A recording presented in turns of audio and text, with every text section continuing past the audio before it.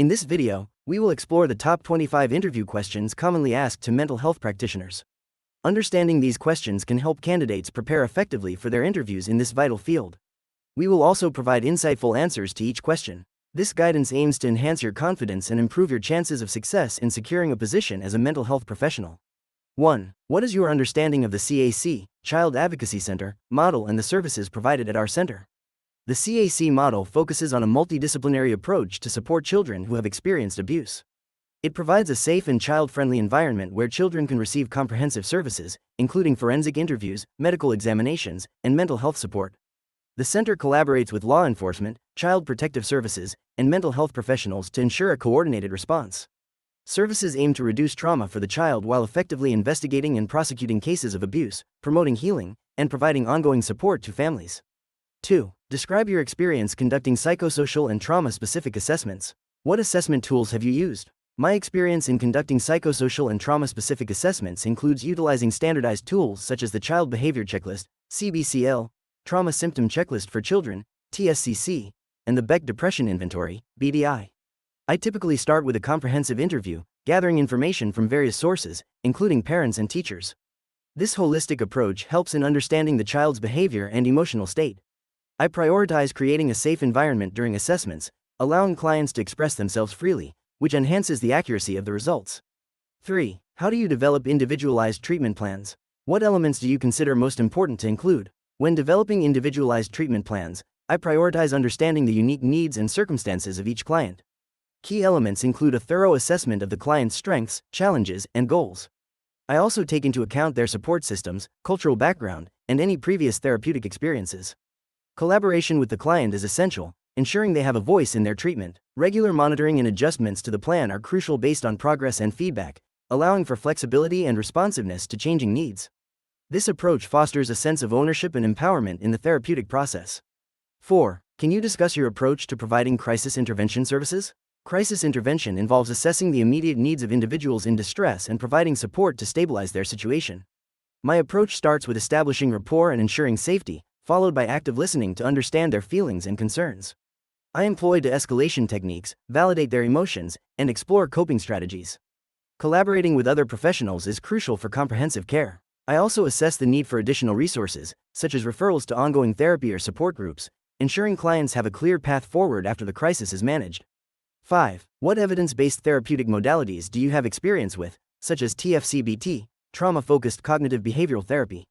I have experience with several evidence-based therapeutic modalities, including TFCBT, EMDR, eye movement desensitization and reprocessing, and DBT, dialectical behavior therapy.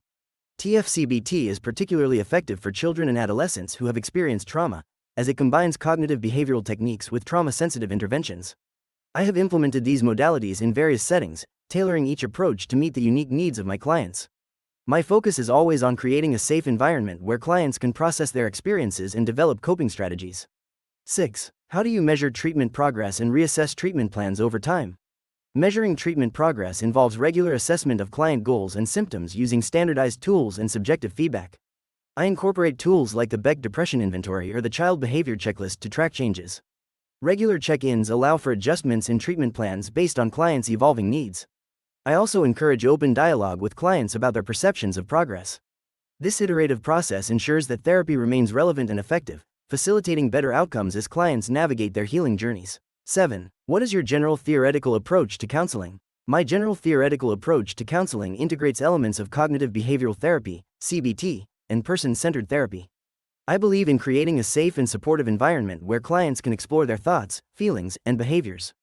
Utilizing CBT, I help clients identify and challenge negative thought patterns, empowering them to develop healthier coping strategies. Simultaneously, I emphasize empathy and active listening, ensuring clients feel understood and valued. This holistic approach allows for personalized treatment, addressing both cognitive and emotional aspects of the client's experience. 8. How do you establish rapport and build trust with clients, especially those who may be hesitant to open up? Building rapport with hesitant clients requires patience and understanding. I prioritize creating a safe, non-judgmental environment where clients feel comfortable expressing themselves. Active listening is crucial. I reflect back their feelings and validate their experiences. Tailoring my approach to their individual needs helps establish a connection. Using open-ended questions encourages dialogue, while showing genuine empathy fosters trust. I also respect their pace, allowing them to share at their own comfort level, which can significantly enhance the therapeutic relationship. 9. Describe a challenging case you've worked on and how you handled it. One particularly challenging case involved a young child who had experienced severe trauma from abuse. The child was initially nonverbal and exhibited significant behavioral issues. I focused on building trust through play therapy, gradually encouraging expression of feelings. Utilizing trauma-focused cognitive behavioral therapy, we developed coping strategies and worked on processing the traumatic experiences. Regular meetings with caregivers provided support and reinforced progress at home. Patience and consistency were key, as small breakthroughs eventually led to meaningful communication and healing for the child. 10. How do you maintain professional boundaries while still being empathetic and supportive? Maintaining professional boundaries is essential in building a therapeutic alliance while ensuring that the client's well-being remains the priority. I establish clear guidelines from the outset, emphasizing confidentiality and the nature of the therapeutic relationship. Active listening and validation of feelings allow for empathy without overstepping boundaries. Regular supervision and self-reflection help me recognize any boundary issues that may arise. By practicing self-awareness and managing emotional responses, I can provide support while keeping a professional distance, ensuring effective treatment and fostering a safe environment for clients. 11. What strategies do you use for self-care and preventing burnout in this field? Self-care is essential in maintaining my well-being and effectiveness as a mental health practitioner. I prioritize regular physical activity, such as yoga and hiking, which helps relieve stress and promotes mental clarity. Mindfulness practices, like meditation, allow me to stay present and grounded. I also ensure I have a healthy work-life balance by setting boundaries and taking time off when needed. Regular supervision and peer support are vital for processing challenging cases and sharing experiences. Engaging in professional development helps keep my passion alive and enhances my skills, allowing me to provide better care for my clients. 12. Tell us about your experience working as part of a multidisciplinary team. In my previous roles, I collaborated closely with professionals from various disciplines, including social workers, medical staff, and law enforcement. This teamwork involved regular meetings to discuss cases, share insights, and develop comprehensive care plans tailored to each client's needs. I actively contributed by providing psychological assessments and recommendations while also valuing the input of others. This collaborative approach enhanced communication and ensured that all aspects of a client's well-being were addressed, ultimately leading to better outcomes for the families we served. 13. How do you collaborate with other professionals such as law enforcement, child protective services, and prosecutors? Collaboration is vital in cases involving child advocacy.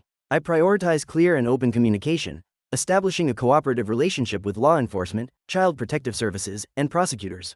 Regular multidisciplinary meetings help us align our objectives and share relevant information while respecting confidentiality. I ensure all parties understand their roles and responsibilities, promoting a team approach to case management. By fostering a supportive environment, we can provide comprehensive care for the child and ensure their best interests are at the forefront of all actions taken. 14. Describe your approach to communicating with clients' families or caregivers. Effective communication with clients' families or caregivers is essential for ensuring a supportive environment for the client. I prioritize building a rapport with family members by actively listening to their concerns and validating their feelings.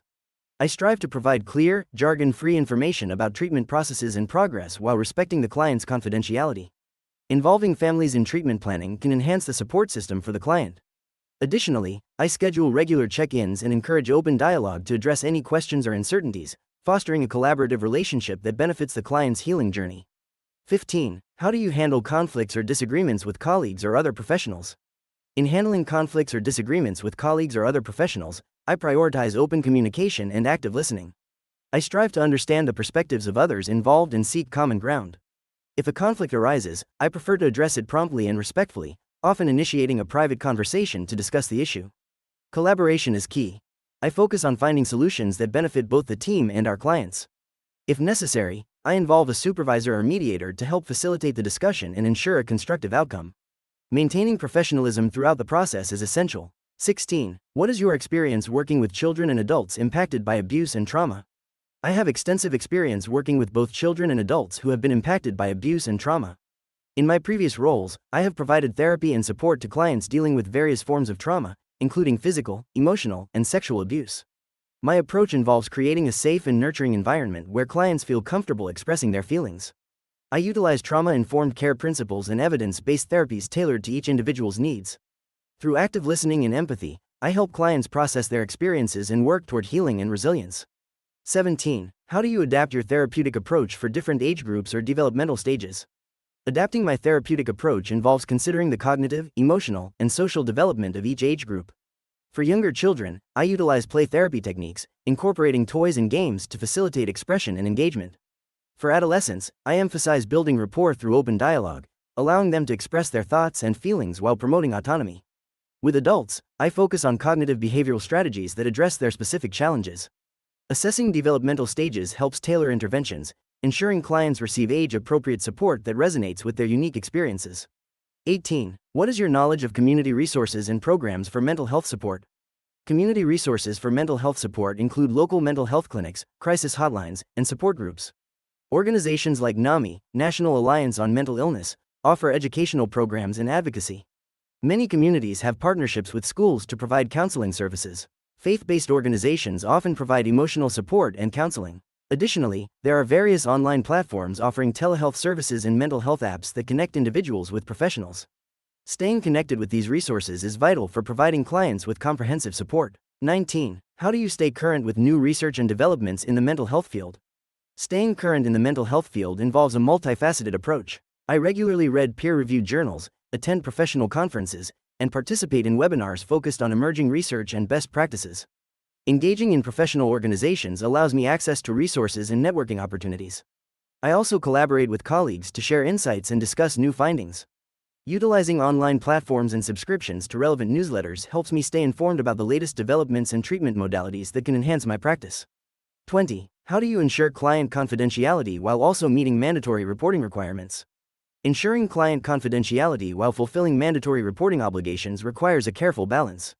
I prioritize informing clients about the limits of confidentiality at the outset, discussing scenarios where I may need to disclose information for their safety or the safety of others. I adhere strictly to legal guidelines and organizational policies, documenting any disclosures thoroughly. When reporting is necessary, I share only the essential information required, maintaining as much confidentiality as possible. Open communication with clients fosters trust, helping them understand the reasons behind any disclosures. 21. Describe a situation where you faced an ethical dilemma. How did you resolve it? In one instance, I worked with a young client who disclosed ongoing abuse but was afraid to report it due to fear of repercussions. The ethical dilemma arose between my duty to report and the child's safety and autonomy. I prioritized the child's well-being by first discussing the importance of reporting with them, ensuring they understood the process and potential outcomes. Together, we explored options, ultimately leading them to agree to report. This approach empowered the child while fulfilling my legal and ethical obligations, fostering trust in our therapeutic relationship. 22. What is your process for documenting sessions and maintaining case files?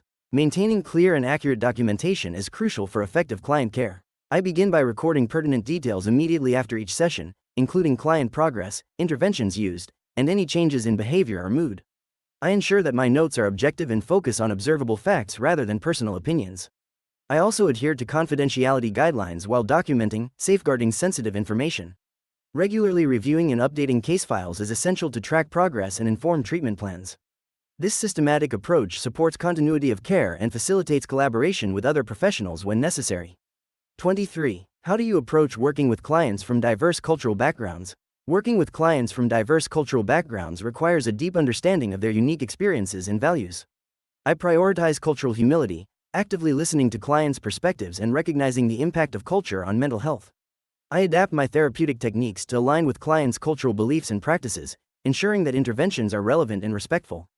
Building a strong therapeutic alliance is essential, so I engage in open dialogues about cultural identity, which fosters trust and encourages clients to share their experiences. This approach enhances the effectiveness of therapy and promotes a sense of safety for clients. 24. Can you give an example of how you've adapted your therapeutic approach to be culturally sensitive? In my work with a diverse client base, I once encountered a family from a different cultural background with unique values regarding mental health. I took the time to learn about their cultural beliefs and practices, which helped me adapt my approach. For instance, I integrated family involvement in therapy sessions, respecting their preference for collective decision-making. I also used culturally relevant metaphors and examples during discussions, ensuring that the therapeutic process felt relatable and respectful of their cultural identity. This adaptation fostered a stronger therapeutic alliance and improved engagement. 25. What aspects of working as a mental health practitioner do you find most rewarding? Most challenging? Working as a mental health practitioner is deeply rewarding due to the opportunity to make a significant difference in clients' lives. Witnessing their growth and healing processes brings immense satisfaction. Building trusting relationships with clients can be a transformative experience, as I guide them through their challenges. On the flip side, the most challenging aspect is managing the emotional weight of clients' trauma.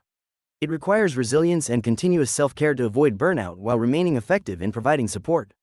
Balancing empathy with professional boundaries can also be a delicate task. In this video, we've explored the top 25 interview questions and answers for mental health practitioners, equipping you with the tools to excel in your next interview. Understanding these questions can not only boost your confidence but also help you articulate your passion for mental health care and your approach to patient support. Remember, preparation is key to showcasing your skills and values effectively. If you found this content helpful, please give it a thumbs up and subscribe to our channel for more insights and resources related to mental health and professional development. Your support helps us create more valuable content for you.